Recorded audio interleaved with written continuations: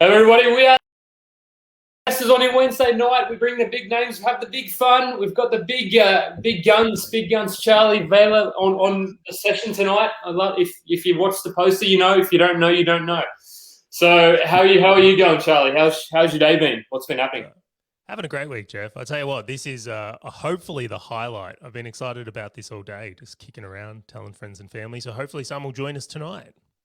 I told my mum, and she said, "Oh, I might come along if there's somebody." Yes, and she's going to tune in tonight apparently. Oh, hello, Mum, Mrs. Miles. Yeah, she's on. I was going to get her on the call, but that might be interesting. Joe, how are you going?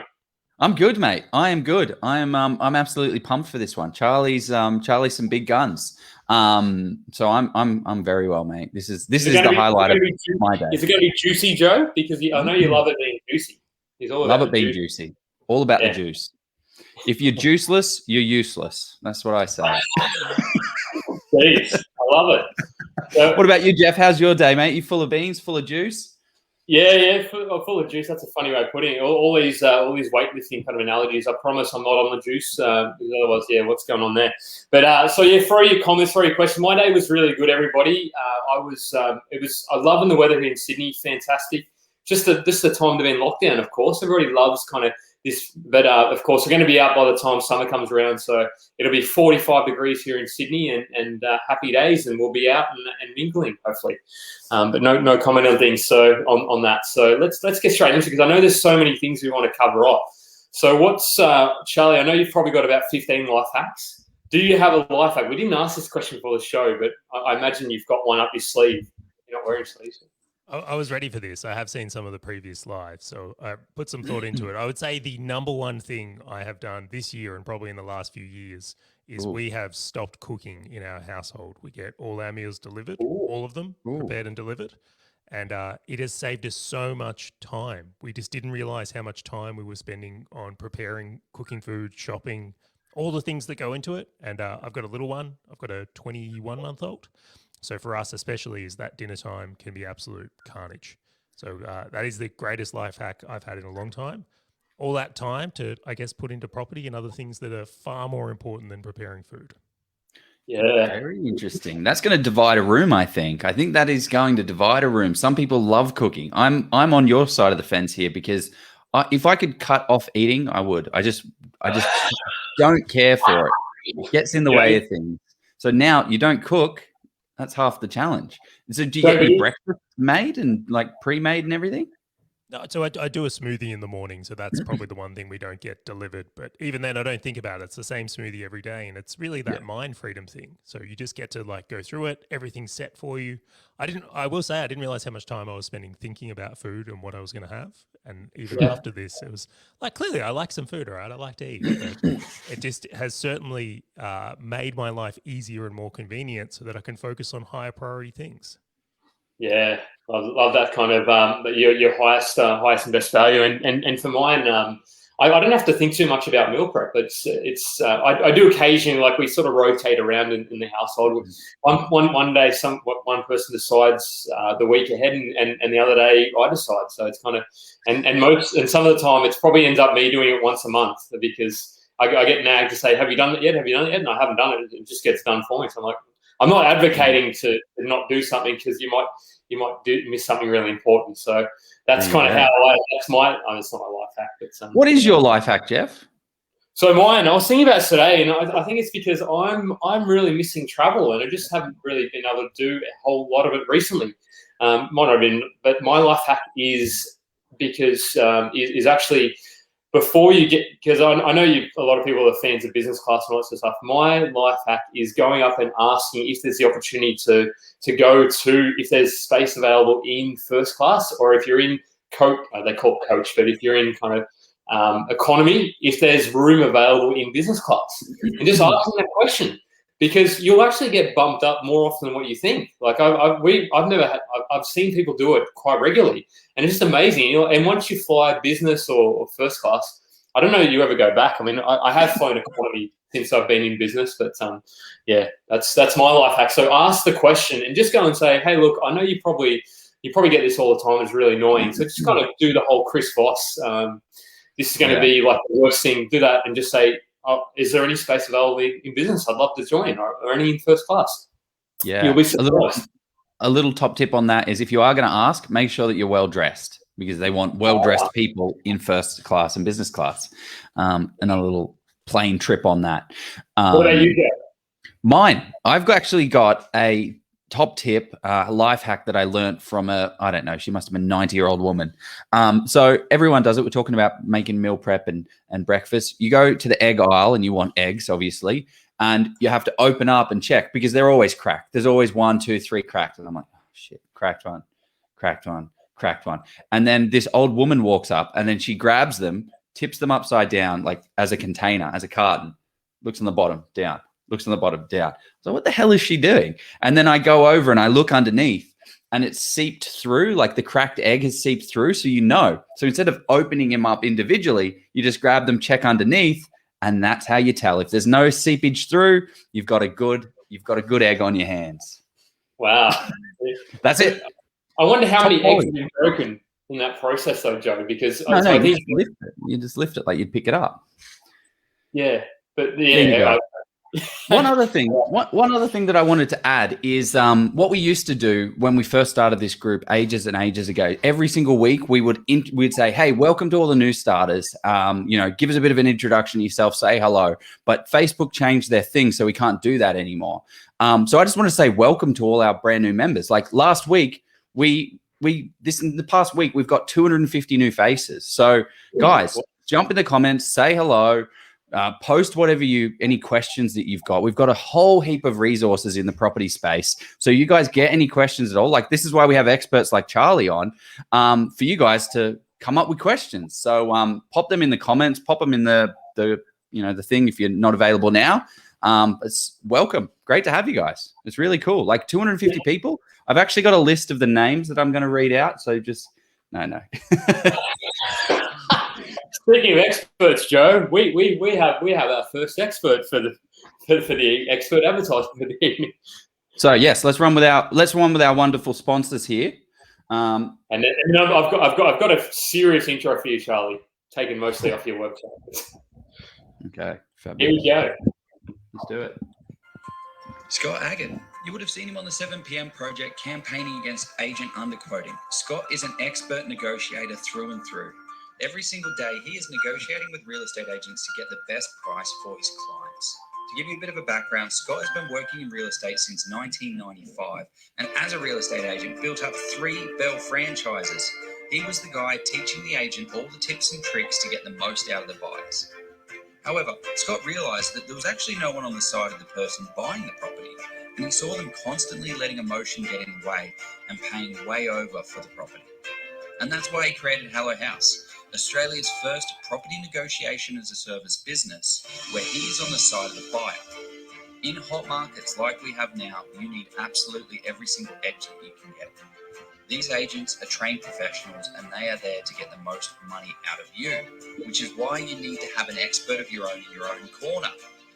The way it works, you find the property, then Scott will come in at the negotiation phase and take over for you. This is how you'll get the property for its true value. He'll ensure that you don't overpay. He comes in, knocks the real estate agent down on price. No more agent games, no more tricks, no more tactics. He is there for you. Scott has been kind enough to offer us an amazing discount on his service, and I've personally just seen a friend pay $20,000 more on a property because of these agent games. Reach out to him with the link below. It'll be the best property investment you will ever make. Well done, Joe. That was probably the most seamless ad what we've done in a couple of weeks. So well done. You bottled it at the end, mate. You've bottled it at the end. You got to stop sharing your screen. Oh, okay. Sorry, that is my fault. So the man of the hour, Charley. So I've kind of, you and I have been chatting offline for probably, it feels like years now. You feel like a long lost, almost a long lost brother from a different state, and with a different last name perhaps. So we feel like we're kindred souls. But to give you a bit of a pump up, so you run, I don't know. I'm not going to ask. I'm not going to go all mix at you and ask you the revenue for your business. But you run a cracking business with Valher Media. And the thing that's, I suppose you started off your life as a plumber, and then you moved into a podcast and media marketing that you're ultra passionate about. You bought 10 properties. You've owned 10 properties, but you bought 8 in the last 15 months, I believe. And the thing that I think is most interesting about you is you are a passionate dad, a cyclist, and an amateur chef. So you said an amateur chef, but you now don't meal prep. So tell me about that. Like, it says it on your website. So how did that transition go? Well, I didn't say I didn't love to cook, right? I never said that at all. I'm just very aware of the time that goes into it. So once upon a time, previous to kids especially, I did all the cooking in our home. And I just loved it. Like, I really enjoyed it. So something within what I do today, like everything I do online and in media, you can't really touch it or feel it. Like, it's all really just invisible things on the internet. So you don't get this satisfaction part of it. Although I am very proud of the work we do at Bella Media. So I kind of found that when I was coming home at the end of the day, it was a great way to transition from work mode into home mode, and enjoyed the benefits of sitting down for a good meal. And I do enjoy food. So it was a nice thing to have from there. But that's what made getting meals probably a harder transition for me, particularly as I had an attachment to it. But when I was sitting there and doing that maths of like how much time it was taking up versus what I was getting from it, and if I just spent that time focused on my son or my wife or my business, I get far better returns. And if I know anything for sure, it's that people in this group are very, very interested in getting better returns. So I think they will be thrilled to lean into that idea. Yeah, love it. And that's going to be a theme, I suppose, throughout this conversation. So I really love Joe's first question. I'm very curious as to what, I hope you're going to, can you ask that? Are you keen on that question, Joe? You know the question you normally ask? My first question is always, what book are you currently reading? Currently reading? So I'm rereading a book at the moment. I have a book that a friend asked me after I did a podcast interview about what book I would recommend for him in a situation he was in. He was just looking, funnily enough, to get into property. So I recommended a book that first got me hooked in, which was a book called Debt Millionaire by George Antone. So this book's by a guy in the US, but it's a very, very deep dive into understanding finance in a very different way. And I tell you what, every time I read that book, I'm like itchy to buy another property. I'm just like scratching. Like, really? It's addictive. Wow. What are some of the key takeaways from it? Like, George does an excellent job in this book of helping people understand inflation, debt, and then the returns on a geared portfolio versus an ungeared portfolio. So he really just emphasizes the power of debt. And what he highlights more, I suppose, most dominantly in that book is just how hard it is to win without using debt. And if I was going to say it's probably a really good lead on from Rich Dad Poor Dad, you can see that he was very influenced by that. But what I loved about it the most was just the examples he went into and the way he explains it. I think it's a great book for anyone. It's very easy to digest, and you just won't see finance in the same way after it. Wow. That's a big rap, and I know you certainly wouldn't give it that rap without sort of meaning it. So I haven't heard that one. I'm surprised I've not heard of it. Never heard of that. It's one of these little unknown ones, right? It's this little book that I almost feel like it's a cult figure book. Like those who know about it, but those who don't. So it's like the first rule of this. So we just ruined the first rule of Debt Club. Debt Club, I like it.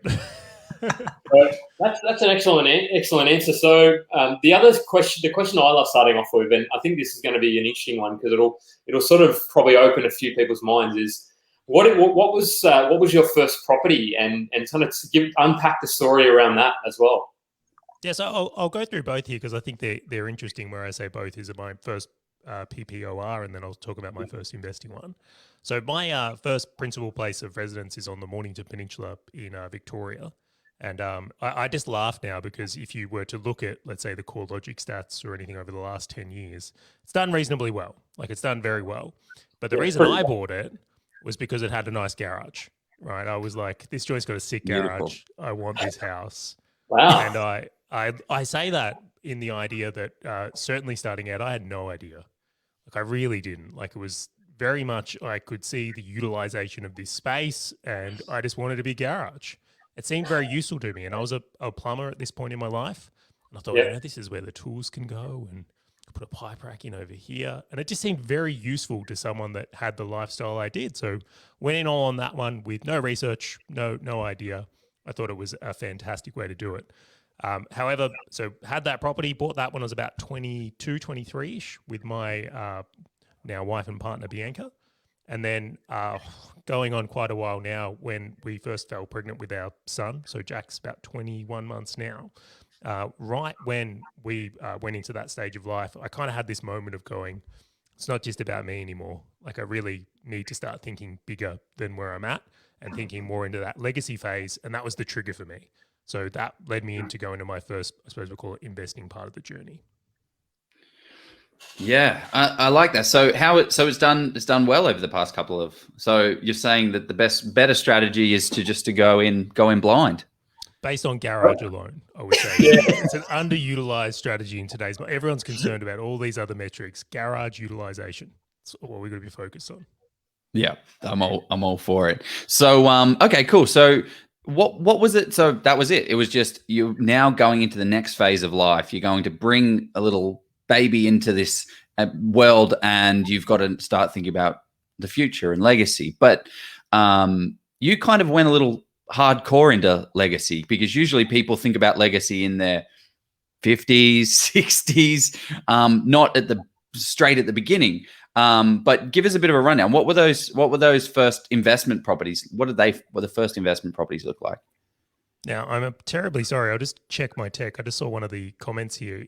Can everyone hear me clearly? Just quickly before I answer that. Yeah, right. I can hear you clearly. I'm just. So Charlie's voice is very low.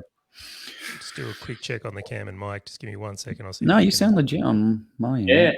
Is it? If anybody can't hear Charlie, say yes. Yeah, let us know, guys. I've turned it up a little bit more. We'll see if that can make it a difference, but it should be plenty from there. Now, sorry, Joe, I'll get you to repeat that one. Yeah, so the first investment, right? Okay, so you've gone from no idea, you've read Debt Millionaire. Oh, a bit low. That's really weird. And now the first investment, what does that look like? Like you've done a little bit of research. Like how did you fall into an investment property? Yeah, so that's a really good question in itself. I guess the way it kind of happened from there is I was in a mastermind group for business, and there was a lovely guy in it, a guy called Matt Knight, who was a buyer's agent. And I formed a really good relationship with him, and he started really, I suppose, just educating me a little bit subtly on just some of the advantages of property. So when I went down that route with him, it was really, really interesting that I suppose, just like many people, I started to get exposed to these ideas. Now, the first property I actually bought with Matt, I used a buyer's agent for that. And then what I actually did is he found a really, really good project in a town called Port Kembla, not far from where Jeff is.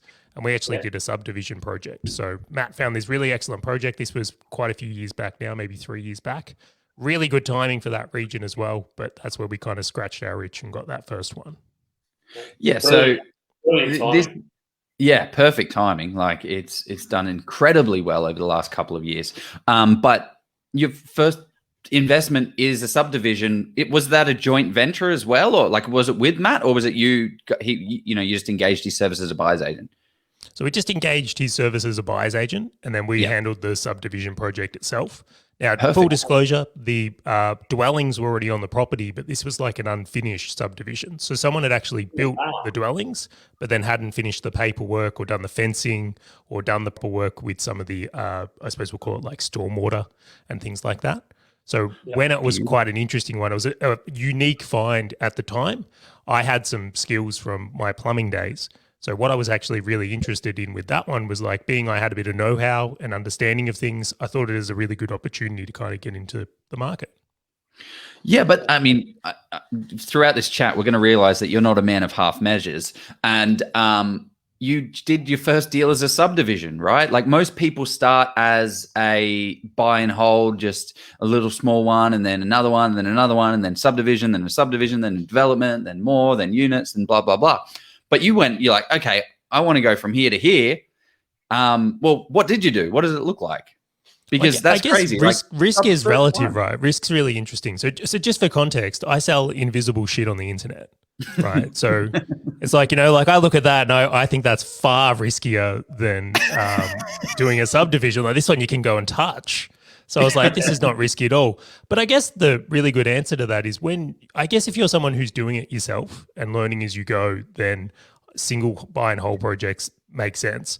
But if you're going to engage experts and those experts are telling you this is a ripper. Like, this is the one to get. I'm like, why would you pay professionals and then get in their way? Like, that just doesn't make sense to me as a strategy. And if you're going to engage someone and pay them for a premium service, yes, you want to understand it. You don't want to be blind on these things. And you do want to make sure that they can explain what they're doing. But overall, you want to be really leaning into where they think they can get you the best result. And I trusted Matt, and I still trust Matt to this day. He's a great guy. So that was one of the reasons why I absolutely pulled the trigger on that. That's awesome. Were some of the other things that he was recommending to you, like normal buy and holds, or did he just have his finger on the pulse and he said, look, there's an awesome deal here. I can get you, we can get it in, and it's going to do well. And I imagine, well, how has it done over the past couple of years? I think Jeff would back me up on this one, but it's Port Kembla's gone all right. But we actually hold both of them to this day. The idea was always to do the project and hold it. And then the ideation was that if we executed this well and the market did well, property was yielding about 6%. So it was kind of paying its own debt anyway, that we would be able to springboard that in and potentially use some equity to forward into the next project if we chose. Yeah. So there's a couple of directions I kind of want to go with, and there was one question I was going to hold back to later, but I'll ask it sort of now. But the first one I wanted to ask is you sort of I think you've unpacked your own legacy, but did you how are you sort of planning? Did you kind of say when you thought that first you're going to buy a whole bunch in a row, or did it happen along the way? What was your thinking around building it or building the portfolio?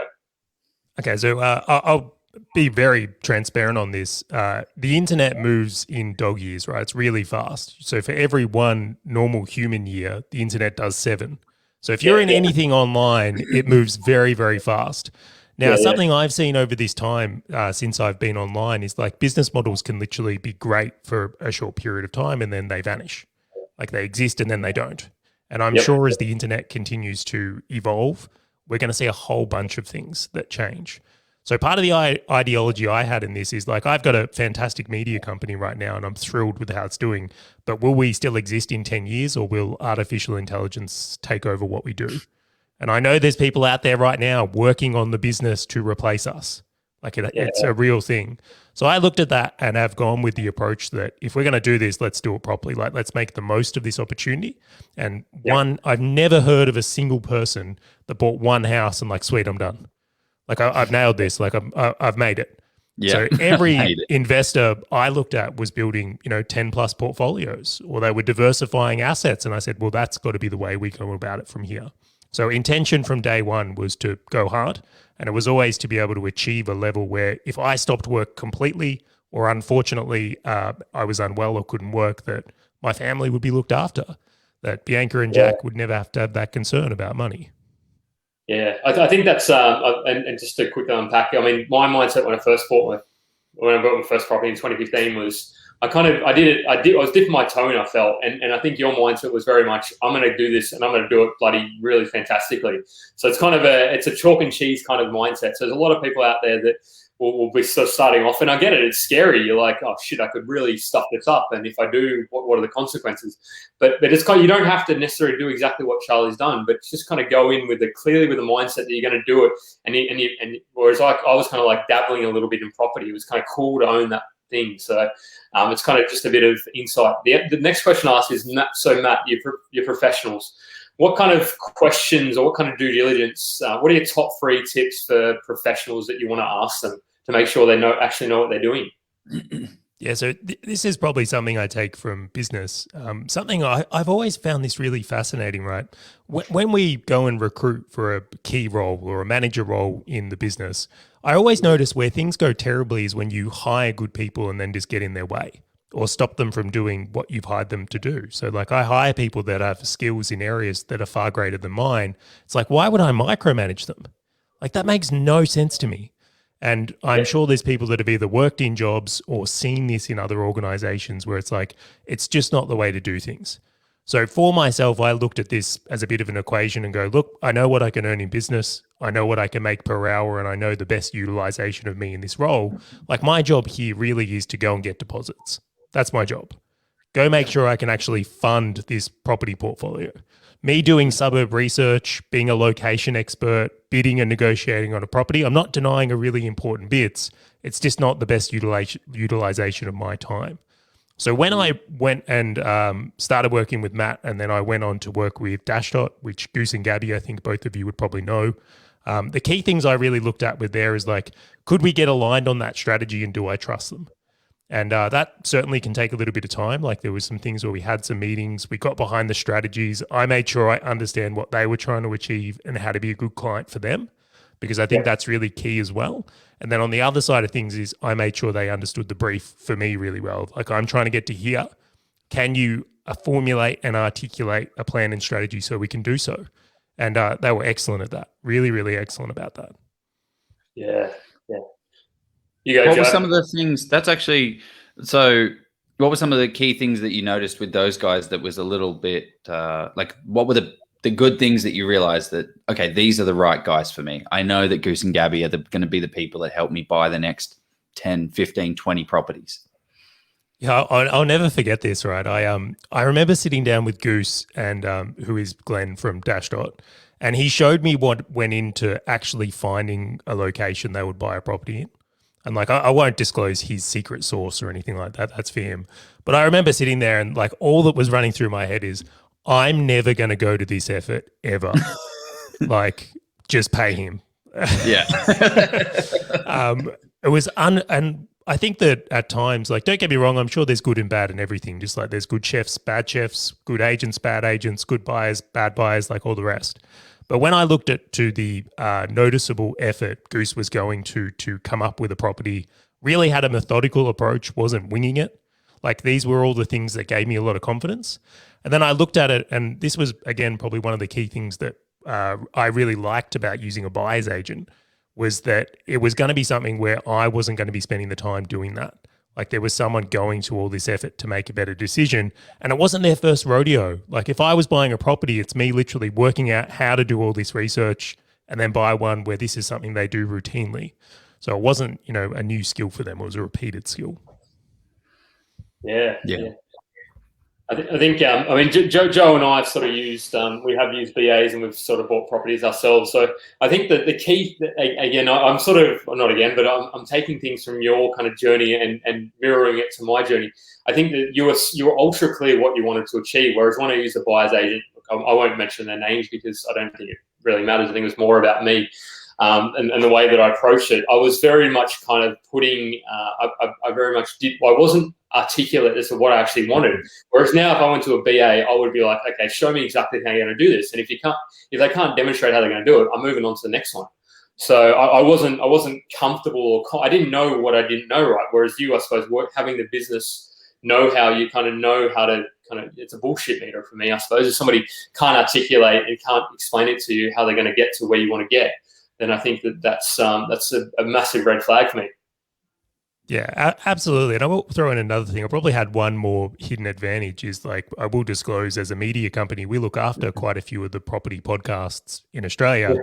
So I'm sitting there and binging on this content as we go along in a part of what we do. So I certainly had different voices in my ears along the way, and getting education was a huge component of that as well. Yeah, there you go.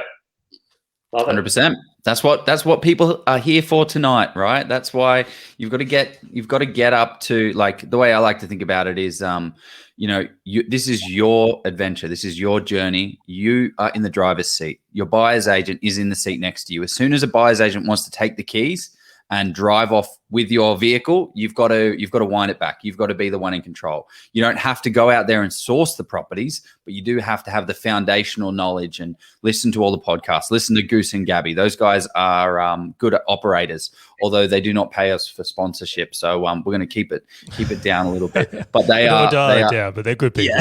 Yeah, they are some really good operators in the business. But if you go out there and speak to a buyer's agent that says, no, this is the strategy for you, I'm going to do this, and it's just cookie cutter, that's not a buyer's agent that you're going to want to be a part of. It wants to be a tailored approach to your circumstances. So what were some of the key lessons that you learned from the next couple of properties? So actually, before we go into lessons, What were the next ones? So we've got a PPOR under our belt. We've got a subdivision project that has done exceptionally well. What happened next? So as I suppose this first investment property was kind of finding its ways is when COVID hit. So this is when the world started to really get changed. And I won't lie, I was literally at the point of like, maybe this is all over. This is probably the worst idea ever. We've just gotten into property. World's going to end. I knew it. Yeah. Damn it.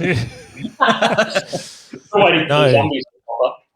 Yeah, so this is one where I'm very grateful today, and I probably look back and say a little bit ignorant, actually a lot ignorant. But I looked to it and I said this is probably going to be probably one of the biggest opportunities in a generation where there's literally blood on the streets, as to the Warren Buffett quote, and we can either put the foot down and go for it, and it could be an absolute disaster, or we can try and play this in a very risk-adverse way. And I'm very grateful today we decided to go hard. So as the pandemic kind of started and opened up, we went on a buying spree. So we went from that and then went on to purchase another, I would say 6 across the pandemic because of what people were doing and just the deals that were available. I always had a pretty long-term view that if things went sideways, my business was in a strong enough position where we'd be able to support it even if rents went down. So I took a very long-term view, and then I was very fortunate again, and I'm not ignorant to this, that my business exploded in COVID because a lot of providers that were doing in-person things went into podcasts and media services, which we were providing. So on a personal level, I actually had my income going up in that time through the business. I did have a shaky period, as I think many people did, of going, oh, what's going to happen next? But I looked at this and said, well, I'm willing to take that punt. And we went on to purchase many more from there. So we purchased one up in North Coast of New South Wales, quite a few in Queensland, and some here and there as well. It depends how much time you guys have got. Like I can go deeper or I can go high level. It just depends how you'd like to go. I have all night. I have nowhere to be. I'm right at home here. I'm not going anywhere. So what are some of the key lessons that you learned along the journey? Like you would have bought them in rapid succession. What are some of the things to avoid, and what are some of the things that you should be focusing on as a property investor that's looking to replicate what you've done? Yeah, so one of the biggest things I would really get people to look into from here is the deeper you go into the property journey, the more you need to be finance savvy. It becomes less about the asset and more about the finance. Like there's what is it? Property investing is a game of finance with a few houses thrown in, is that quote and stat that's flown around. And I used to think that was a joke, right? I'm like, no, get off your horse. Like the property, like that's the thing that matters. But in all honesty, the broker you have and your relationship with access to capital, especially in difficult times, makes all the difference. And I know many people will say, a broker's a broker, but I will have to give props. There is some seriously clever brokers out there, and I'm very grateful for the one we had. Without Aaron, who was a big part of our journey, we wouldn't have been able to do what we did. So his ability to forward think again and just understand the complications of buying certain properties or accessing equity or getting levels of debt in certain points made a huge difference in being able to get to the next one. So we had to play a very strategic game when you go fast of just like access to capital. So the finance strategy plays a massive difference. The second thing that come up for us within that is also ownership structure. So the first ones we put in our own name, I would say probably a little bit naively. But then after that, having to go down the rabbit hole of trusts and getting that type of stuff set up, having a good accountant played a massive role again in making sure that we had our financials set in a way and looking in a certain way so that we could get more borrowing. I think many business owners will often, buy a car for the tax savings or things like that, not realizing that they're doing damage to their borrowing capacity, or they'll intentionally pay themselves a lower wage and do things like that, where we were very strategic in making sure our earnings look the way they need to. Legitimately, of course, we were making the funds. I don't dare say we're doing something dodgy, but all of these things played a massive role in being able to jump from the next one to the next one. So look, there's so many, but they're probably some of the main ones that I look at and say that you have to be very diligent of. I say you got to have a lot of time as well, like settling multiple properties in the same month. If there's one thing I could change, it would just be that we didn't settle any in the same month, because we had times we were getting confused. You get a pest in building for one, and then there's another one over here, and there's a report and something about a sewer, and you got to get a fix up. And it was it was very, very busy time. So I would say in hindsight, slowing down probably would have been good, but we wouldn't have what we would today if we didn't have a go. No, I think personally, and a mentor of ours, Joe, Steve Ignite, has said, I mean, one of the, I mean, his eyes were lighting up when I mean, it just sounds like a funny thing to say when COVID kind of when the lockdowns and were all happening, because he kind of said, hey, look, this is going to be like, this next couple of months is a fantastic opportunity, because the sky's falling. It's kind of like when you sort of, when everybody's doing one thing, you got to look the other way, and kind of, when everybody's going one direction, you know the quote, something like that. So yeah, he was sort of saying, so and the wealth, a lot of wealth is made in downturns, or it wasn't a long downturn, but it was one that sort of the window of opportunity, wasn't it? Yeah, but I mean, some people were sort of saying that there's going to be all these foreclosures, and prices are going to. I mean, banks were predicting 20 to 30% drops, and I never truly believed that. I thought it was funny that the main asset they were predicting their main interest they were predicting was going to go down. I was like, well, why are they predicting this? It doesn't make sense. But anyway, so Joe, what should we go into the? Because I want to learn. Are we done talking about property, or do you want to kind of get onto more of the business? Because I think there's some lessons from business as well. Never done with property, but one of the things I just want to cycle back with a little bit. You were like, you need to be really on with your broker. Kind of, are your broker and your buyer's agent together? How do they mesh within the mix? Are they two separate pillars and entities that don't communicate, or are they in the same room chatting away, talking strategy? And same with your accountant. Like, what does this team look like? Yeah, that's a great question. I think one of the challenges I have in answering this is comparison points. Like, I'm not sure what your broker does, or your accountant does, or your agent does, or anything like that. But I can assure you, I'm sure mine are attached at the hip. One can't move with the other one not having awareness to it, because it impacts all of them. Now, I realize for those that are employed, and I'm not against people having a job at all, but I realize you don't probably have a relationship with your accountant like I do. Like, my accountant's imperative to my organization, because we've got so many things going on and we need information and got a tax plan and a whole bunch of stuff. So for my accountant to not know that my broker's after borrowing money, or needs finances, or needs things done at end of financial year, or whatever it is, like, they need to be very, very connected. And then on the other side of it is it's certainly in the last 18 months, with how fast an offer can get accepted before a broker needs to be put into action. I need my broker to know if my buyer's agent's putting in offers or trying to go, or what we're actually trying to get to. It was very unfortunate that the first property we bought and blindsided our broker. We're just like, yeah, we'll get it. Put in an offer, got it accepted, and then I'm on the phone to him like, yeah, look, we bought this property. And he's like, thanks for the heads up. Yeah. So we knew we could get it, but we caused carnage. As an ex-broker, that's the kind of nightmare scenario. If somebody's calling me up and they're like, I need this done, I need it done right now, I need it done. I'm like, crap, why don't you just talk to me? Like, it's not that, just even send me a text saying you're going to go and look at properties, and we can kind of, so I 100% agree. And it's even a lesson I would sort of learn from my own journey as well. And at the moment is getting those ducks in a row, and probably I would say broker first, and broker and accountant before you go to your buyer's agent, or before you go shopping, whichever way you decide to go. But yeah, that's how did you kind of then so your second and third and your eighth and your ninth purchase, you kind of had the broker more along for the journey, I imagine? The finance component becomes harder. That's something I will say, the deeper you get into this. I mean, I do find it interesting that there's almost these waves. So my first couple of years in business, like, the banks don't even want to look at you if you're a business owner. Like, they almost spit on you if you mention borrowing money. Like, I just laugh. I can't even get a credit card with some of the major banks, even to this day, because of, like, being able to liquidate the assets my business has, because they don't understand online. So it's like, they don't value my email list or the websites we have, because they don't see those as things they can move through. So we're looked at very differently if you do work online in general. But then after that period when business has come good, it's like all of a sudden they love you. Like there's this really weird honeymoon period. It's like you're making this and you don't have $1 million in debt. Well, hello there. Come in. A special, we've got these private bankers that, the things that are suddenly available to you is ridiculous. That's funny.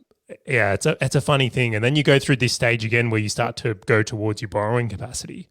And then all of a sudden they start to not like you again. And then equity goes up in these properties, they get a refinance, and it's like, no, we love you.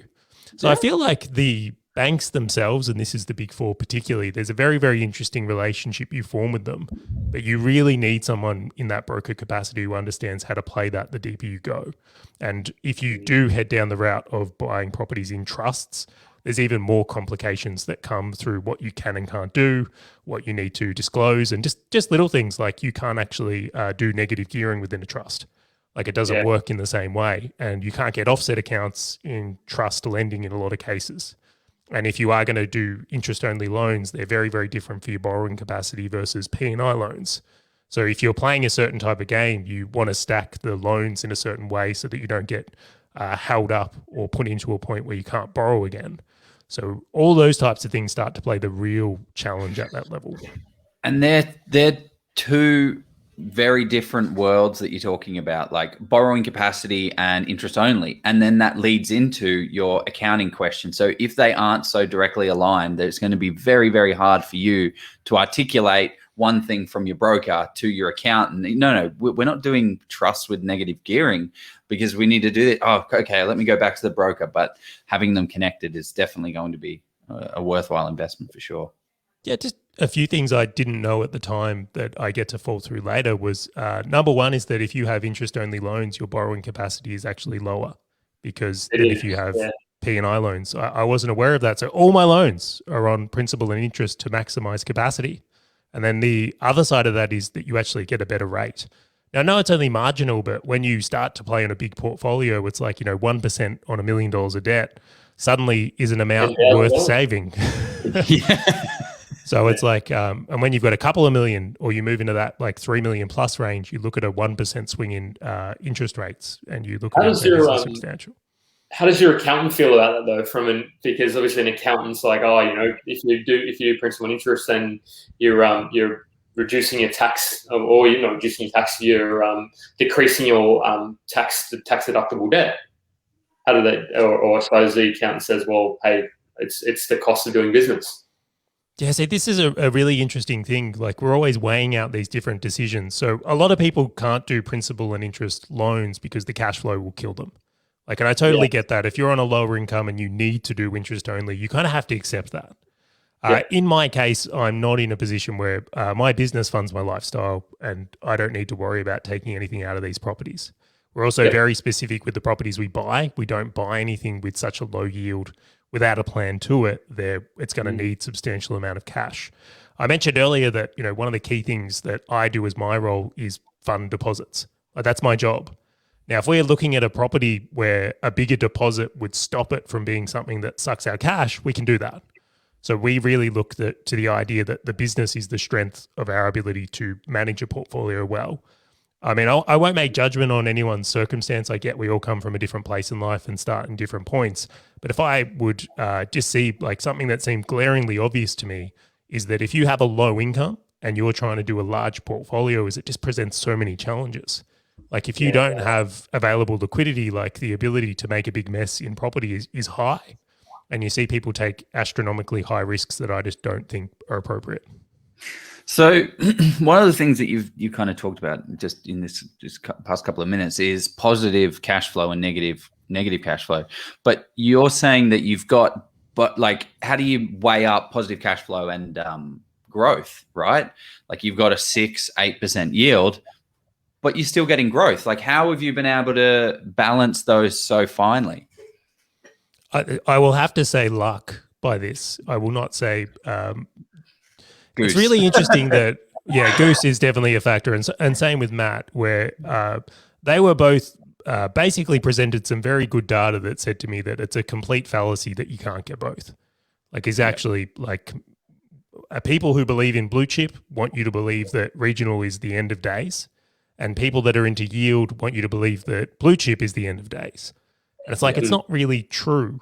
and you can find things within it. And I mean, even CoreLogic, I saw the July stats, I think it was, or the June, and it's like the regions are growing really well.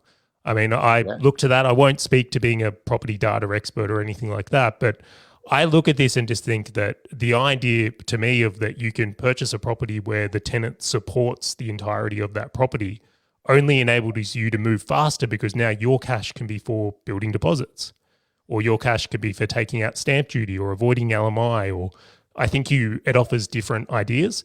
I also think that something I see commonly done, which just shits me, is people will make a comparison towards like, a blue chip property in a central Melbourne location versus a regional, not recognizing that you can grow regional properties so much quicker. You could probably buy 3 in that time, and your borrowing would allow you to get so much more because the cash flow is better, where you may have got held up at just one property in a central Melbourne location. And I realize, different people's circumstances would have that be done differently, but I don't think that's a fair argument. Like, 5% growth on a $10 million portfolio will beat 10% growth on a $1 million portfolio because you got stuck on one property with negative gearing. And I think that fallacy doesn't really hold up in the bigger size. Yeah. That's a really good lesson to learn. Rewind back, go re-listen to that again, because that's such a good point. People get caught up with, oh, well, yeah, but Sydney's done so well. We've got 25% growth, but it's like, well, you're stuck there, right? You haven't got that opportunity now to go any further. So what does it come down to when it allows you, when you're allowed to be able to buy 9 properties in under 2 years, or almost just under 3 years? Like, is this possible for, I guess it's tough to speak for other situations that you're not in, but how can the everyday person try and get to 9 properties? Earn more money. Yeah, that's a great question. Okay, so let's stack this one from here. When I was 23, 24 and I bought my house and I started a business, I completely recognized I didn't have the time to learn how to invest. Like, I was like, get good at business. Like, that's all you need to worry about here. So every time I made money, do you know what I did? I just paid my mortgage off, because I was like, I don't know what to do with this. Like, I'll just pay down the house. Right. And eventually, like, I'm like, like, if you've got a paid off house in like, your 30s or 40s, like, this will be fine. You're set. You're set. Like, I'll work the rest out later. So that was my mindset. I'm not saying good or bad or right or wrong. It's just like, I wanted to develop skills in business, because my belief was that if you have a higher income, that it's pretty much easier to win at every form of investing. Like, if you want to be really good at share investing, just make a lot of money. If you want to be good at property investing, just make a lot of money.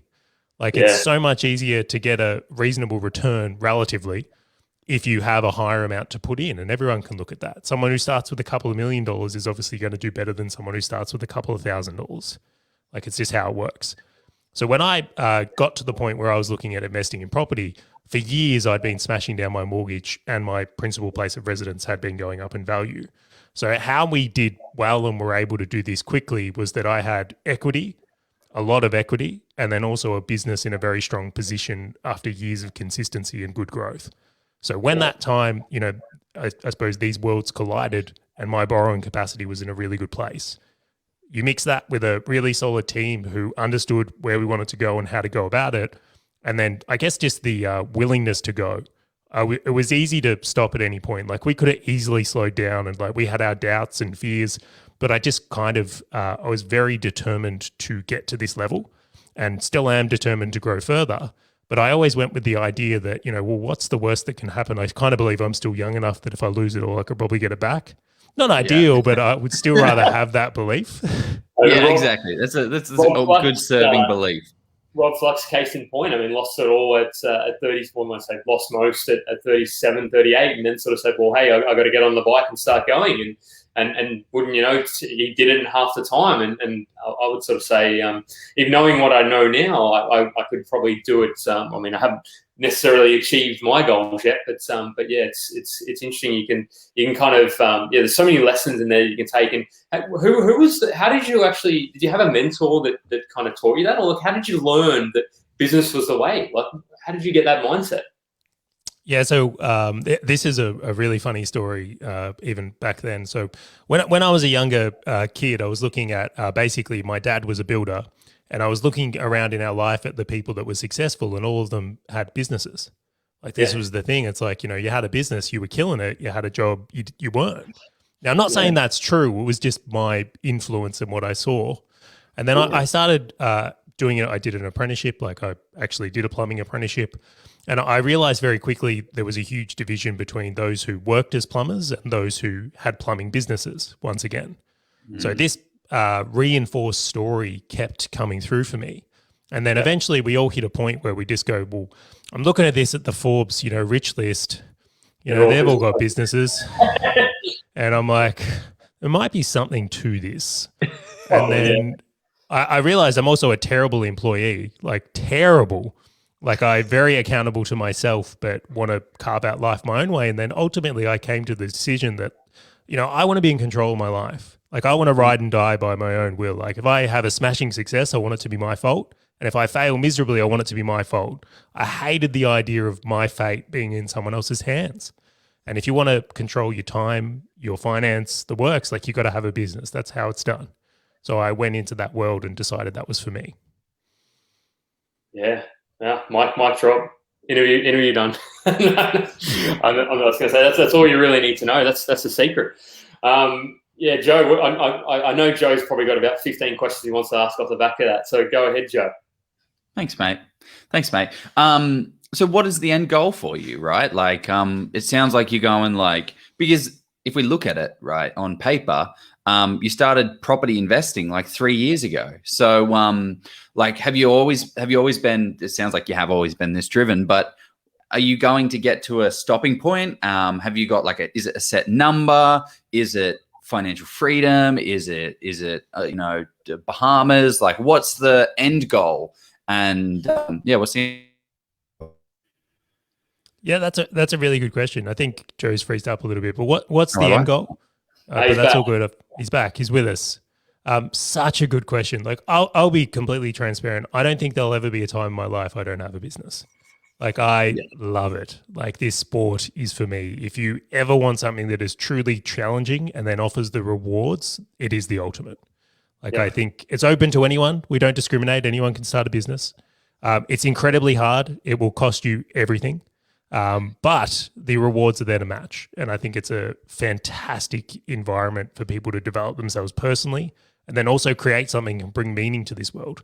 Like everything that exists today is because of business.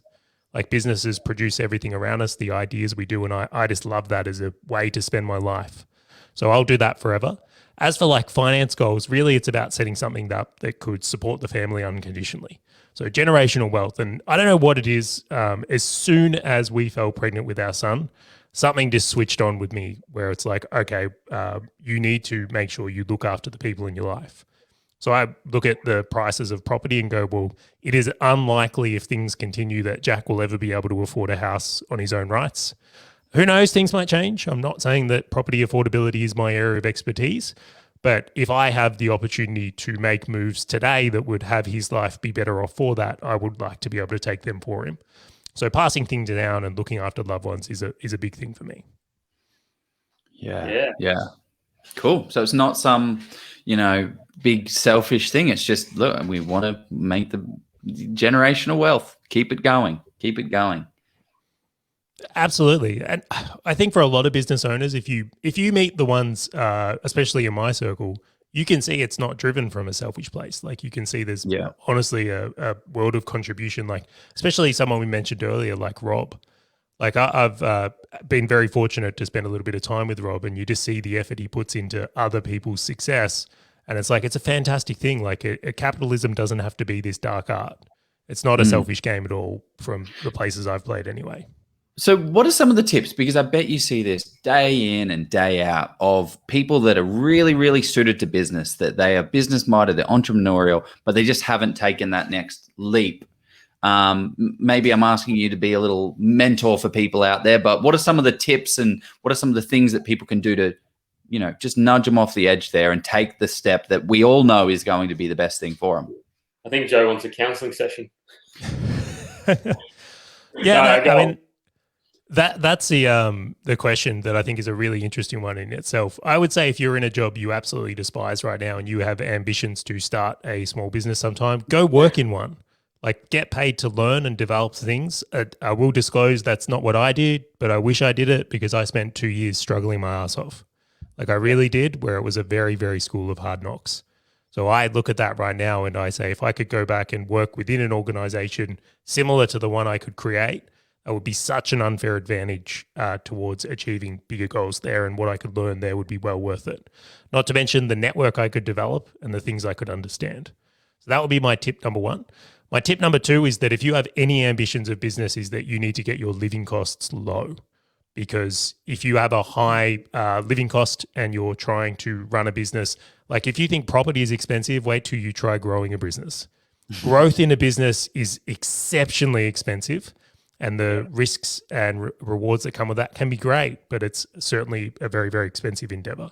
So you have to put yourself in the chance where if you do have funds or savings or whatever it is, that you can utilize that to ensure your success. Because something I commonly see is people that start a business that just don't have the money to hire the staff they need or get the marketing they need or do the training they need to be successful. And then it just ends up this like almost like zombie thing where they just always grow a little bit but never properly. Where I'm of the view where you want to go into this and like do it properly, like take on the world. Have a crack. Who wants to start the second best business at anything? I don't know though. Like if I had the second best burger making business in the world after Macca's, I'd probably be okay with that. I mean, Burger I wouldn't sleep. I couldn't sleep. There's no chance I could sleep. You're not a Burger King type of guy. Yeah, I'm with you. But on my point there though is Macca's isn't actually a burger making company. They're actually a real estate company. So we all know that anyway. You don't need me to tell you that, but so talking on business, right? You've mentioned business a lot, and I think you treat your property portfolios and your properties and your portfolio as a business. Can you kind of speak to that a little bit? Obviously, your partner is a CPA, an accountant, so that definitely helps with the books. But how do you kind of think of property as a business? Yeah, so I often joke with my friends that I hit the entrepreneurial jackpot. Like if you ever, as a business owner, I should have given this as tip number one, marry an accountant. We can cut it. We can move some things, right? Yeah. So I'll just so I'm a plumber at this point in my life, and I've met this girl, and things have worked out very well. I didn't necessarily appreciate her skill set at that point either. I'm like, accountant, boring. But when you start a business and this stuff becomes really important, it was so helpful and useful. Where like we were looking at like an invoice had come in, I'd be like, well, what do you do with this? Or the end of the month would come around and I'm like, what's this GST thing? What are we doing with that? So I got a very fortunate opportunity where the person that I share a life with was also able to help me a lot. And I mean a lot. Now this, again, is one of those things where you don't know what you don't know, is that my understanding today is that most business owners aren't fantastic with their finances, nor do they understand them, nor can they properly read their financial reports. And it's very, very common. Where I'm very strong in finances because of the partner I have. So I've been very, very lucky in that. So when it came time to go from just focusing on business to focusing on property, we just applied all the same principles because the same principles exist. So when you look at it, I mean, rent is still income and, properties are still assets and there's liabilities and their debts. So we decided that a way we would be able to do this well and for it to make sense to us is just to treat it like we own a hotel business or pretend it's a hotel. Like there's just rooms, people rent them, we collect income, we've got expenses, we do proper reporting and P&Ls so we can manage it. We really stay on top of where our debt is and understand it, and we run it like a business. And that for us has made a huge difference to just the mentality and thinking. Where I think a lot of people, and I'm not saying right or wrong, but it's just helped us because of our experience and where we've come from, is going, well, we'll treat it like this. And I think that's a truly great way to think about it from understanding it. And I think also very, very helpful towards like, how do you grow it? Yeah. Do you, I was just thinking out loud there a little bit, or I am thinking out loud. Do you with your property managers, do you get them to manage all the bills, or is that sort of something that's that you manage yourselves? Because that's kind of something I've been toying up myself, outsourcing that. We outsource as much as possible. Like we definitely do. When you look at the value of property in the short term, it's like not the greatest thing in the world, but over the long term, it is. Like it's a very, very long term game.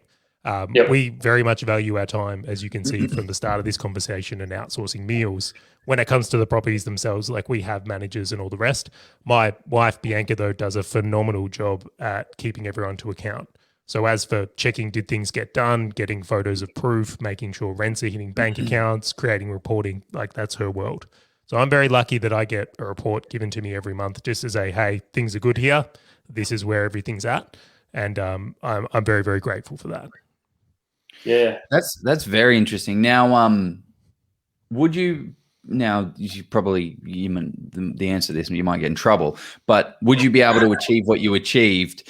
Like, do we need that? Like, what's the bare minimum reporting wise and information wise that we should be getting from our properties? That's probably a better question. I don't want to throw you under the bus with saying, did you need to have your wife? Did you need to have your partner? But the bare minimum information that you need as a property investor that you would say, okay, if I don't know these 1, 2, 3, whatever it is, I'm going to really struggle to understand where I'm at with this. Yeah, so I can't speak for what other people do, so I wouldn't know what normal is. Like I only have my own property and the things around it, so it's hard for me to give a comparison to what others do. But if it's what I would say from here, though, in my general understanding of this industry is people probably don't look at this stuff closely enough. So I would say that there's a good chance that if people just ran simple business reports like a P&L report, a cash flow report, and a balance sheet, and they learned how to read those reports well, they would be vested and far better off in making the decisions. I would commonly see other property investors I talk about just very, very focused on things like debt levels and then income, but then not really focused on anything around the other financial side of it and like net result. Yeah, that's interesting. Like I'm looking through the comments even now, and the only question is, what is the LVR? What is the LVR? What is the LVR? Which 64.9%. Is it? There you go. I know this though. Of course I do. Yeah. It's one of the metrics, but is it the main metric that matters? Is the question I'd want to ask. I mean, my kind of question is it? Well, not my question. My question, I feel that, and I'm actually kind of learning through this conversation, and I think that I need to get better with the way that I look at my kind of property portfolio, because I don't necessarily look at it from a P&L kind of balance sheet, which is really funny because I work in businesses and I've studied business. So why the heck aren't I doing it? So it's kind of interesting. So I think for people at home watching, if you get 1 or 2 things, it's kind of pay attention to the things that actually matter. And just, I'm not saying ignore the rest, but just kind of LVR is, it's one thing, but is that the main thing that should matter? I'll give you a little analogy here that I think people would understand that would help them do this, is that the faster you want to go and the more risk you want to take on, the more reporting and data you need. Like it's not optional, it's a requirement. And the thing I would look at from here is that if you ride your bike down to the local shop, right, you can just get on your bike and pedal. But if you want to drive a car, like you need a dashboard. You need to know how fast you're going. You need to know how much fuel's in the tank. Like you have to be able to see, like, is the engine light on? I've got indicators. And the reason is that because you're responsible for a vehicle that's moving faster and could kill someone. Like this is the thing. And then to go up from there, if you look to like a fighter pilot, I don't know if you've ever seen inside a cockpit of a plane that's like intended for battle. Like these things are intense. And you go like, would they have all of that if it wasn't necessary? And of course it is. Like this is the thing. So if you're someone who's trying to build a substantial portfolio and you're trying to run it like you're trotting around on a push bike, then the chances of you doing well is unlikely. So the harder you want to go and the bigger you want to go, and this applies to business as well, like the better your reporting has to be and the better the dashboards and data you have, because otherwise you can make some very grave mistakes. So I would highly encourage that if you have the ambition to do something, because start now, because you're going to suck at it like I did. Like I'm sitting there and I'm like, it's balance sheets, it's just a bit of paper. Like it doesn't seem very useful. And like I liked the P&L. That one made the most sense to me. But the cash flow report, I'm like, this thing's useless. And then I go on the bank account. I'm like, where the fuck's the cash? I'm like, that's why this thing's important. I think I'm just kind of, I don't know, I'm asking, if I'm sort of starting my property journey now, if I'm sitting in the audience, I'm like, okay, great, I want to learn this. How do I actually learn it? So I'm kind of like, I'm sort of thinking maybe we need to, if you're comfortable, you don't have to share exact numbers, but I'd love to actually, would people love to see Charley run through an example of how it all looks and just throw in dummy numbers, of course, not right now. But would people love to see that? Because if you can sort of master the basics, and then you can say, okay, great, now I've got that down pat, I can outsource it, I can go and make more money in the business. If people want to see that, throw in, I don't know, supercharge or some stupid comment in. Yes, let's throw supercharge in the comment. Supercharger. It has to be a supercharger. If it's not a supercharger, I'm not interested. Yeah. Okay, fantastic. I was like, damn, Jeff, that is a really big ask to ask someone live on air. No, not now. I do kind of want the answer to it. Yeah, of course. So I'm like, I'm not going to stop you, Jeff. Keep going. No. I wouldn't expect Supercharger. There it is. There we go. I think that's not only one valuable person. session. But no, it would be super valuable to get a bit of a one-on-one, how you use your cash flow analysis, how you use your balance sheet, how you use the balance, whatever the other one was. I totally slipped my mind. Profit and loss balance sheet. Profit and loss. That's it. Exactly. Because there are ways to use it in business, and then there are more beneficial ways to use them in property, I imagine. I think people want to see it. I don't know. I'm not looking at the comments because Joe said I can't do it because I get distracted. So, but we need. I'll share some things here. I'll give you one little hint that I think that is very, very helpful. So in business, right, the thing I use my numbers for the most is actually to work out when to hire people. I know that sounds really odd, but whenever we hire a new employee, I know it's going to take 3 months before they're going to be profitable within the business. So if we're not in a position where we can support that, and we hire someone, it's going to be detrimental to our cash position. Or if we want to hire a lot of people, like, it hurts us a lot. So why my books have to be at such a level for me is because I need to be on that and make sure things are in a way where we can be in a position to hire and progress and invest in the resources and tools to do our job well. Now, much to the point, the purpose of the numbers and the reports is not to have them, but it's to be able to drive insight into the decisions I would want to make within my business. So much like when you're driving a car, right? The only reason to know, am I doing 80 kilometers or 60, is because that's the speed limit on the road that you want to go. Or it's trying to give you a sign that maybe you should put fuel in the car. So when we translate that into business, like, I very much use my reports to, one, know if we can buy another property or not. Am I taking on risk, or is this in a safe zone for me? And like, I have personal parameters. Like, personally, I don't want a portfolio over 70% LVR. It would have to be a really ripper property to go over 70%. So I stay towards that.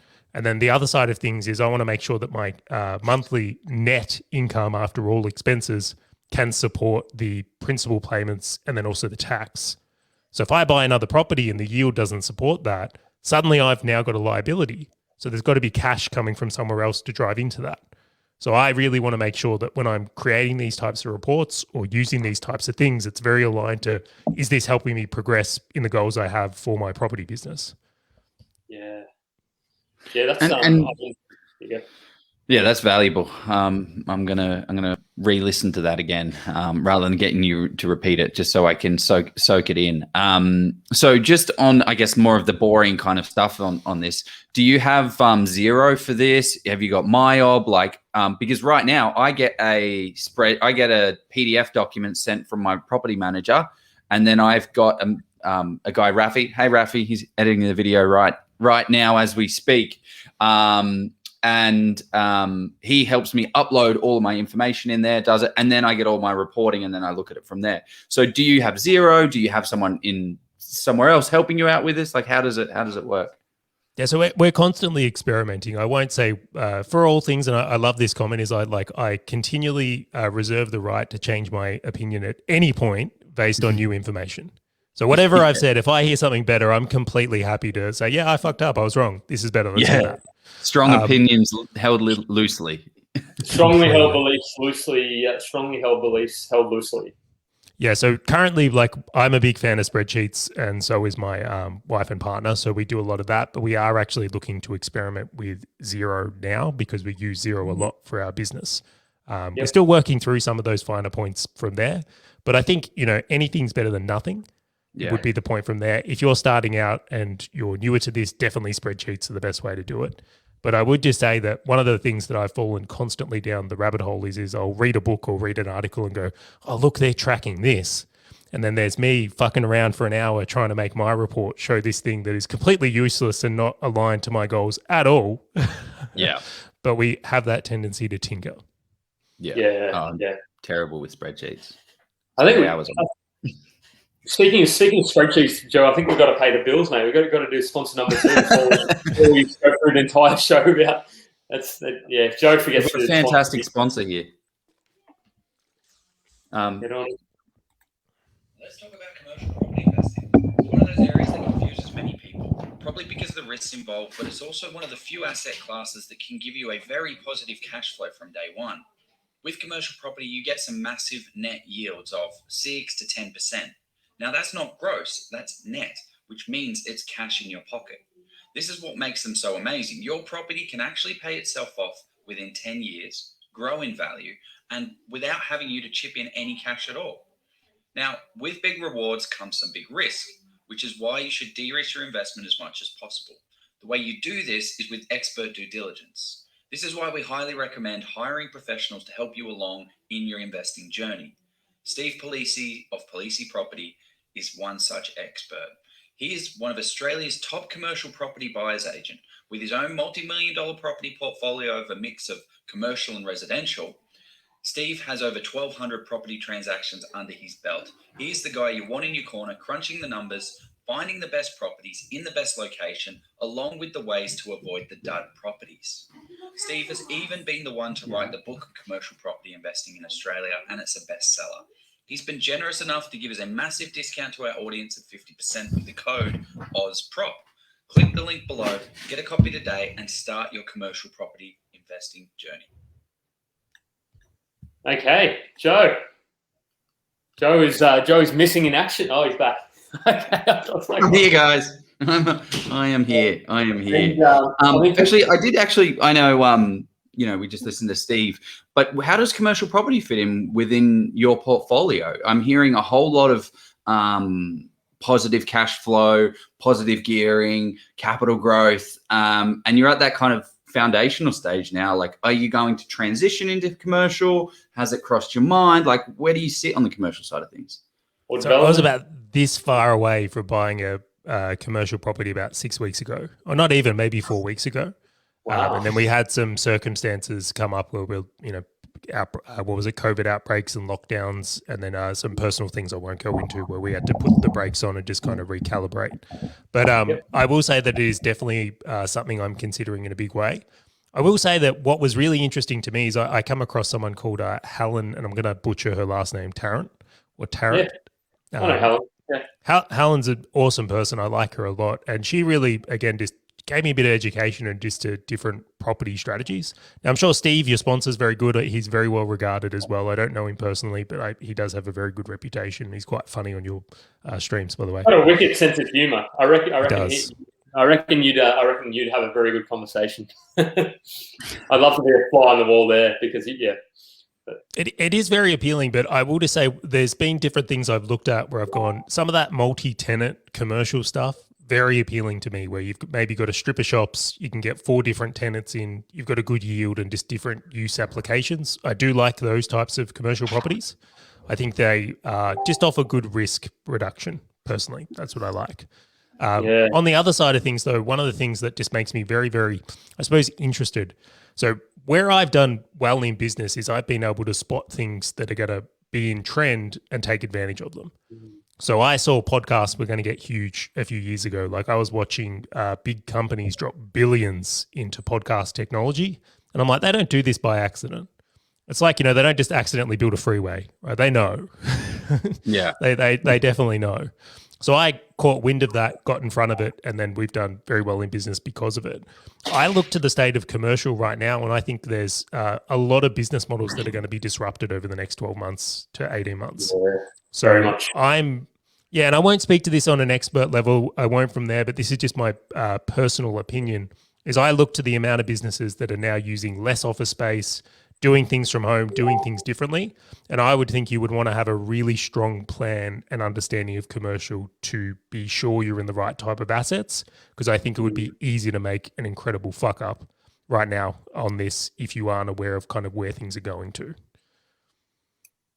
Yeah.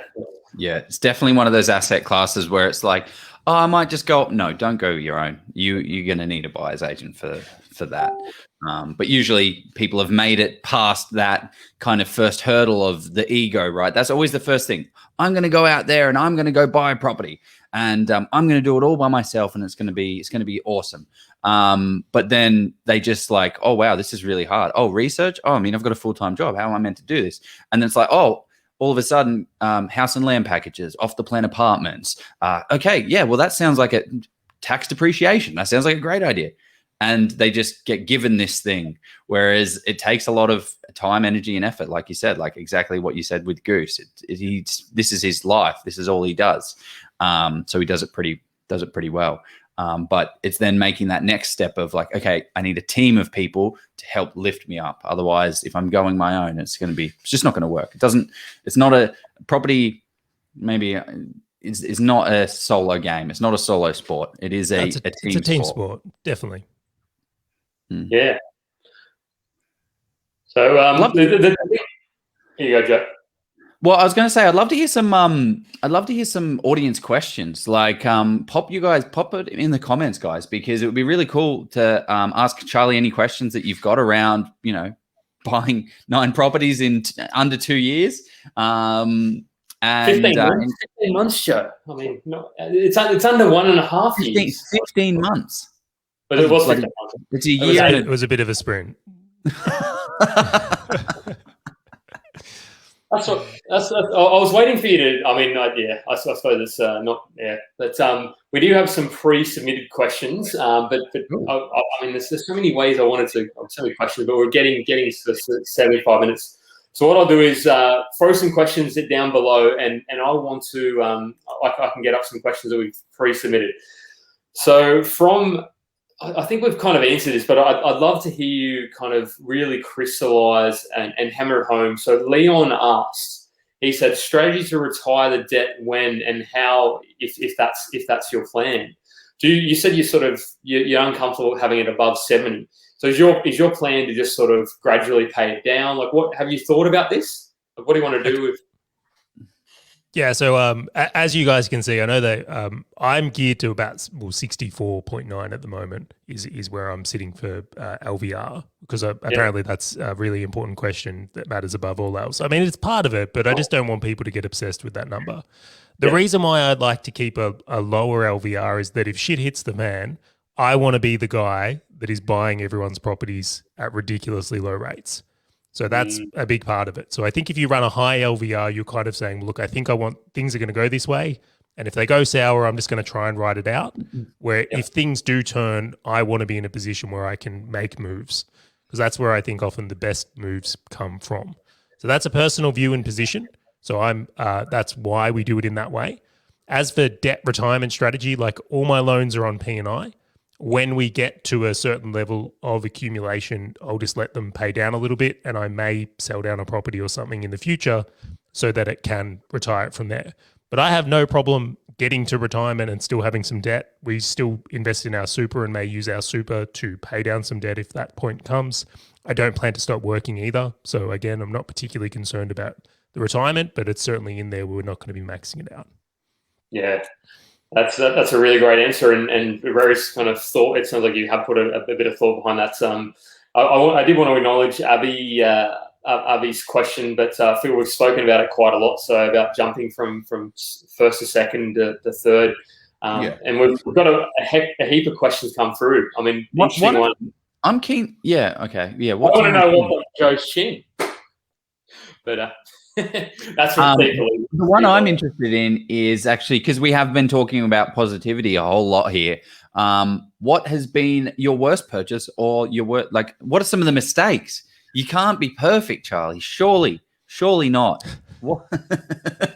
and this is from Palisi. See, Palisi's asking great question, Steve. Damn you, Palisi. What are you doing? Yeah, look, we've had many. I think one of the biggest mistakes we made is when we purchased a property, we got ourselves into a position in New South Wales where we signed a contract and then we're having immense trouble with finance. Like I really looked at it in that we didn't understand this whole system in the same way, and we didn't understand the differences between buying properties in states. And again, we were caught out by this when we started buying in Queensland. I'm like, what's a justice of the peace? Like, who's that? Like, what do you need one of them for? Wow. Because I didn't, we didn't have to deal with that before. So that was certainly some of the bigger mistakes we made, was just like very, very messy on that. We were very fortunate that we had, again, really good conveyances where we actually got saved a couple of times. So we bought a property, signed the contract, and then our conveyancer rang us and basically said that all the works on the house had been illegally done. So this person had just like put up a granny flat and just didn't ask anyone. And we nearly purchased that house. So again, saved by the team. So that was a huge one in itself. We had a couple where we, again, bought properties quickly and thought we were going to be able to get 80% loans, and then we couldn't. And we had to come up with immense amount of cash quickly. So they said, yeah, cool, you can buy this, but only on 70. And if you're buying a substantial property and all of a sudden you're like ringing your mum and like, hey, mum, you got 100 grand? Like, and she's like, no. How much really nice dinner I cooked you for Christmas last year. What have you done? Absolutely, some of the things like that. So I would say there have been some fairly substantial ones. We've been very fortunate that we elected to pay professionals to avoid a lot of these mistakes. So to this point is that we've definitely had properties we've pulled out of. We've definitely had things that have been uncovered. We've definitely had little things like a shower base that was cracked we didn't pick up, and that cost us like $6,000, or a broken air conditioner. But in the long game, I'm not particularly concerned about them. So I wouldn't call any of it really mistakes. I'd just say, hey, we learned a lot. I'm now someone who has experience in buying property and getting to this stage in a portfolio. If I had to do this again or do another one, I'm quite confident in navigating it. Yeah. I do want to go on to a little bit on the mindset side of things around, like, you don't view like one of the things I was listening to you on another podcast, and you said something around like, I'm not looking for short-term gains at all. This is a lot. Can you speak to that a little bit? Like, I think there was some interesting insights there around that. Yeah, it seems to me that the shorter the time frame, the higher the risk. If you're trying to make $1 million overnight, what you have to be willing to do to achieve that is incredibly high risk. At the same time, if you are taking a very long-term view to things, and this is business, life, and the rest, you don't actually have to be that good to be successful. Like, it's actually the time is the major factor that plays through that. So I'm in a very lucky and fortunate position where I look at it and go, like, we've done reasonably well in business. Like, I'm not concerned about paying my bills. I'm also got a nice emergency fund where I don't worry particularly overnight about what's going to happen next week or next month. And I've always found that the longer you can think and the time frame you take towards these types of things, the better you can do. And I know this sounds very ironic from a person who's gone on a sprint of buying property in a quick format or a quick time, but I'm by no means done. Like, I will emphasize this is a tiny part of the journey that will expand into bigger things. Like, I'm very hopeful in a couple of years I'll come back and be like, yeah, 20. And then it's 30. And then it's like, it's very much a game of being able to play it in that way. I will say that I look at this as well, and like, a big factor for me is my parents had a property, and if they just held on to it, if they just didn't sell this one property, they would have done really well from it. And it's always stuck into me that if you're able to get yourself into a position and play that longer game, there's a huge amount of success that can come from just playing a long-term sport. So I love the quote by Naval Ravikant about, play long-term games with long-term people and you'll do pretty well. Yeah. Great book. Great book. The reading it right now. The Naval, Almanac? The Almanac of Naval, or whatever. The Naval Namak, I think it's called. Naval That's a fantastic book. There you go. Let's jump into this. There's been some quick audience questions come through. We'll quickly cover these, and we've got roughly 7. We'll go for as long as you want. But this is something. How did you organise everyone in this team to communicate? Like, talk us through the practicalities on how you did this. Yeah, I just threaten everyone to ruin them online and leave horrible Google reviews. And when you do that, it works really well. You message everyone on Facebook so you know that they've seen your message, right? So you can see it. They have to acknowledge it. No, these are dirty tactics you only do at certain times. Yeah, look, so email has been a big component of this and meetings. So when we actually purchase a property, and this is something my wife actually does, is like from the second it starts, is the buyer's agent, the broker, and the accountant are in the email thread. So everyone knows what stage it's at. And then the other component is I see this, and it just fascinates me. It's like if you're the one that wants the property and it's going to be your property, it's your responsibility to lead communication. If you're waiting for updates from people, that's you being shit at what you say you want. So I would say that if you're in the process of buying a property or doing those things, like you need to, on a weekly basis, be checking in with everyone to make sure they have what they need so that you can apply appropriate support to doing so. Because like an example I'll get is the banks have been a nightmare to deal with.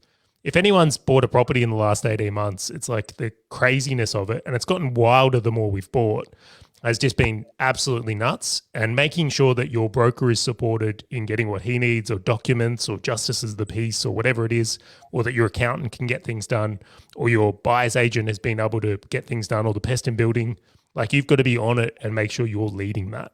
It's not anyone else's responsibility for you to be successful in life. No one cares more about your success than you. Act accordingly. Yeah, you've been throwing out the analogy, so I'm gonna do my best impression of a Charlie doing an analogy here.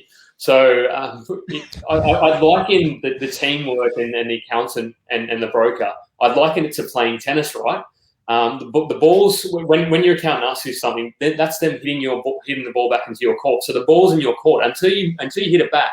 It's not on to them to do anything. So whenever you're complaining about why the account's taking so long, maybe the ball's in your court, people. Maybe it's, or maybe the buyer's agent, whoever it is, and that's applied to all aspects of life. I've often thought, well, why aren't these people doing something? And I've picked up the phone or called them and like, well, the reason I haven't done something is because I need this information from you. I'm like, oh, my bad. My fault. So then you've got to run around to their court.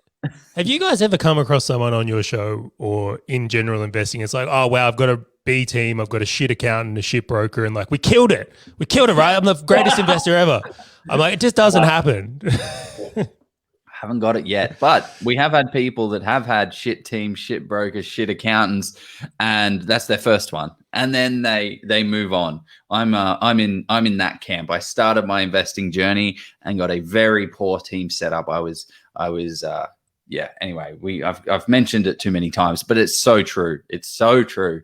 Your team around you makes you. Now, one thing actually, the tight ass in me has wanted to ask this question, because you've got an accountant, a buyer's agent, solicitor, and a mortgage broker all talking together, right? They cost a lot of money. So are you paying for an email? Are you paying for phone calls? Like, have you got a relationship set up where it's a fixed price with your accountant?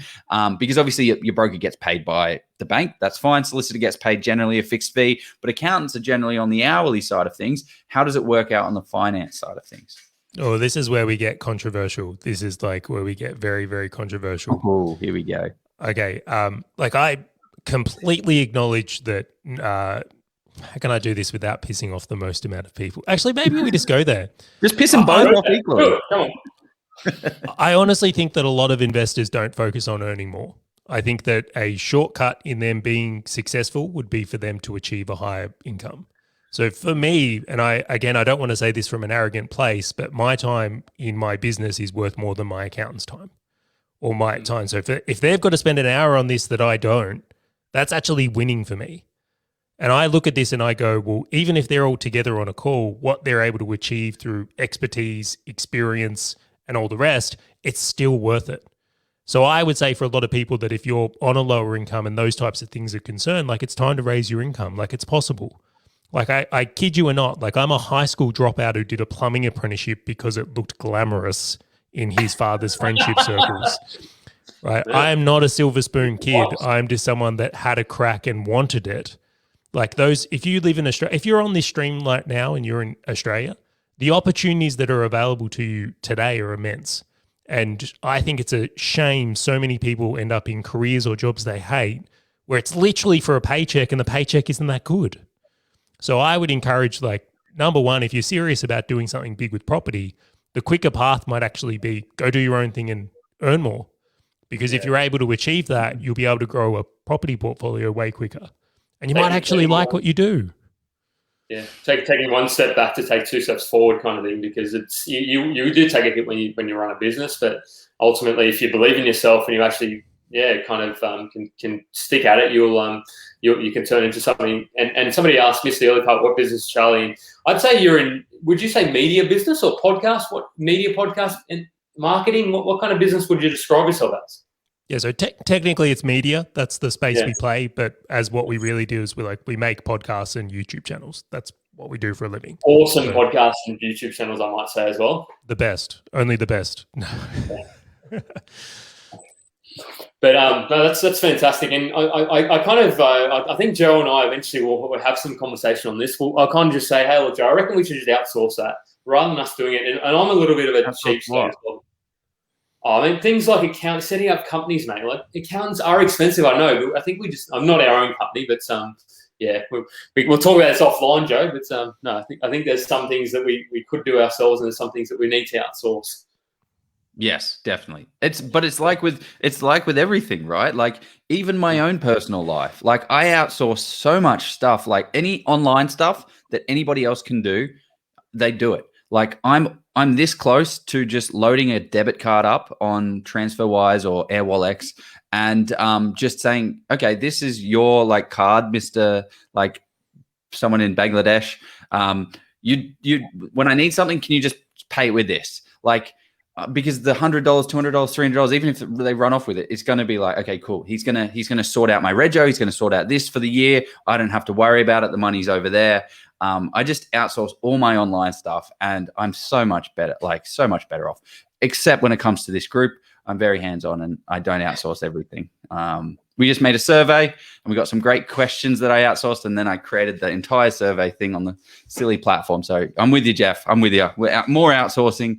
I'm all for it. I mean, having said that, I'm a bigger micromanager than what you are in the group. You sometimes see me up at just like deleting people's crap, but this is not about us. It's about Charlie. So let's on point. There's got to be one last absolute gold question that somebody wants to ask. I know there is one that I can pick if somebody doesn't ask. And Crystal, I'll tag Charlie in it so that he can answer it if he's comfortable. But one more question. But while we're doing it, Joe, I kind of want to. Well, I'm going to ask Joe's question that you normally ask because what the heck? Who cares? Charlie, was there one thing on this stream that we didn't ask you that you wish that we had have asked you or talked about? Yeah, was it worth it? Like, was it worth it? I think this is the thing. Anyone who's bought a property has gone through. Like, I would say it's not as easy as I perceived. Like I went in with blinkers on. I thought, business is hard. Buying property's got to be easy.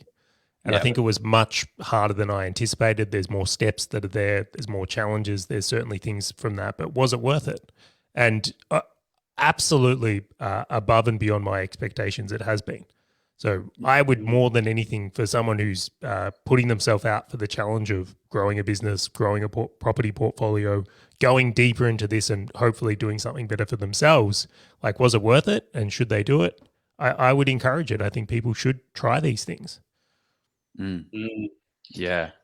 Yeah. And I love the idea of I don't think small business owners are doing this enough, or medium-sized businesses where they're securing their asset base. Like you are locking in wealth and all of you're earning it over here, and then you're locking it down. Earn it over here, lock it down. Earn it over here, lock it down. And a lot of people are like, oh, well, why don't I just put that $10,000 into marketing, right? Like, why don't I spend $10,000 on that instead of putting it into a property portfolio, which might not give me the return. But then I guess, that's not really a question to you. I guess the answer would be like, well, what if it doesn't work? What if you put $10,000 into marketing and it just goes nowhere, which is very easy. I would almost think about that differently. We spend more than $10,000 a month on marketing easily. So you hit a point though where you look at the returns you can invest into a company, and sometimes it's one very undiversed. So you're very focused in a section. And especially if you're doing anything online, like I could reinvest funds and it could keep going well and keep compounding into it. But if this industry ends 10 years from now, how do I get it back out? So I think the type of business and timing plays a big role. It's a huge one. I've seen many people get caught out by over-investing in their business. The second one that comes to mind is there's also a big challenge in my business is training people. So even if I was to reinvest in marketing, how fast can I hire and train people to deliver on that? So once you've met an acceptable rate within that, you can see that you have excess cash, or you may have things to do in a different way. So that's some of the points I would make onto this one is from there. And then thirdly is just that I've seen business owners fuck it up. Like, it's not guaranteed. So I would much prefer for myself personally to diversify a little bit, have other options. Yeah, that's really interesting, and it kind of for the way I've sort of interpreted, it goes a little bit against the grain of yourself. So I think you're kind of a very much kind of go dig a hole one mile deep or 1 meter deep and go go very hard on one topic. But diversification, as you say, so it's kind of interesting to see that bit of a contrast. I like it, I must say. It's about nuance, I suppose. But do I have permission to have you on the stream for another sort of 5 minutes or so? Because I really want to address this one for Albie. Let's go for it. Because I just think I saw this comment pop through, and he just said really hard to differentiate a good accountant, a buyer's agent, and a broker to create a good team. Not to forget a mentor too. Not as easy said and done. I want to. It's not really a question; it's a statement. But I kind of that sort of hit a little bit of nerve for me, because I've been in that kind of. I mean, I didn't wake up one day and have all this knowledge, have this network. So I kind of want to say, what are your thoughts on that, Charlie? How do you kind of that's an objection, really. So how do you overcome this objection that somebody has, or a limiting belief? This is a really interesting one. It's like people think that I found someone and like it was just like, it all happened well. Like I had a terrible accountant in business, and it cost me a lot of money my first years in because they didn't understand it. Second to that is like we've made mistakes with people we've trusted in business or deals we've done and gone through it. I'd also say that if I added up the amount of money I've spent on education, mentors, training for my business, probably could have bought another house in cash. Right. So it's like, it is something you have to invest in this journey. I think the idea that someone's just going to hand you the perfect options for you and you're done is an illusion. So I almost would like you to think about, if you're someone and you're looking to form for this team, really you're recruiting for this role, and you should really get several people to apply and understand where they're different and who resonates with you and who's right and wrong. But then on the other point of it is if you can find someone, and I love this as a statement, but if you can find someone who's done the thing you're trying to do, what I would suggest you do is copy the fuck out of them. So if you've got someone who's got, hey, this guy's bought these things, done these things, sounds a bit like me, like that's often the biggest secret in starting point. And that doesn't mean you would hire those people necessarily, but if you use that as your benchmark, this person did this and they achieved that. Now you can start working through those types of things. And I will say this Facebook group, they're very generous. If you say, hey, I'm looking for a buyer's agent, they'll tell you who they use. Or if which broker do you use? They'll tell you as well. So I would almost counter that to say, it's really hard to find good people. I'm going to go out there and say you probably haven't done the work required to get a good result. So maybe you've half tried or interviewed one person or two, and if you really swung for the fence, you could achieve a result. But it's just going to take a bit more effort. I promised a bit of tough love, and I mean, it was a smidgen of tough love. I just like to be a touch offensive on everything, just enough to. I want you to be so offended that you take massive action and achieve everything you want out of life. That's what I want. Yeah. How dare you? How dare you? But again, it comes down to the education, right? It comes down to knowing what questions to be able to ask these folks. So if I walk into a broker and I have no idea what I need, I'm going to be like, yeah, sure, you sound like you're going to be good. And I'm going to mess up because I don't know the question. So, I feel like there are so many threads in this group like that are just questions. Here are the top 10 questions to ask a broker to find out if they're nonsense. The other day, last month, it was in our newsletter, actually, a lady's like, hey, I'm just, meeting with a buyer's agent for the first time. Boom. Here's 20 questions to ask him. You will find out if they're a shark or not. 3-4 hours later. Yep. They were a shark. Couldn't answer this, couldn't answer this, couldn't answer this. Thank you. Like that's awesome. It's kind of a bit on John and myself to actually do a bit of recording and show people how to find all this gold, because there's so much in it. I kind of do it the very manual way of sharing the link, but there is so much content, and we do our best to sort of curate it to some degree. I mean, we don't know all the operators in the industry. Between Joe and myself, we've seen a lot of but I mean, I haven't got many grey hairs yet, but I've been around the traps a little bit, stiffed a few hot moments. So that's a funny way of putting it. Not going to say it and use that analogy, but no, I would say, Avi, it doesn't happen overnight. Anybody tells you it happened overnight, I would sort of dig a little deeper. I'd probably run the other direction. So really, just kind of stick around. It took me free. It didn't happen overnight. You have to just keep asking questions, keep figuring out, and just keep taking shots, and eventually you'll shoot a 100-point game, as Will Chamberlain did back in the 60s. I think it was 50s or 60s. What are you talking about, mate? Basketball, Will Chamberlain. Yeah. Fantastic. Okay. I think that was a sensational episode. I thoroughly enjoyed that, Charlie. I really want Where's to. the best place for people to? Sorry to interrupt, Joe, but I want to give Charlie. I know Charlie sort of runs. I'm going to give it to him, mate. Come on, Jesus. Where's the best place if people want to check you out? Where's the best? What's the best place for them to do so? Probably. So anyone in the group, like I'm in the group, I routinely troll comments and put in provocative answers.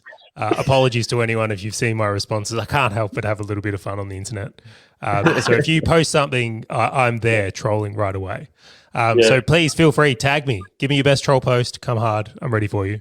Anyway, the point I make from there, like, engage with me in the group. You guys run an excellent group, and I'm thrilled to be a part of it. I've learned things from the people you've had on. I've also had really great conversations with other people that are in the group.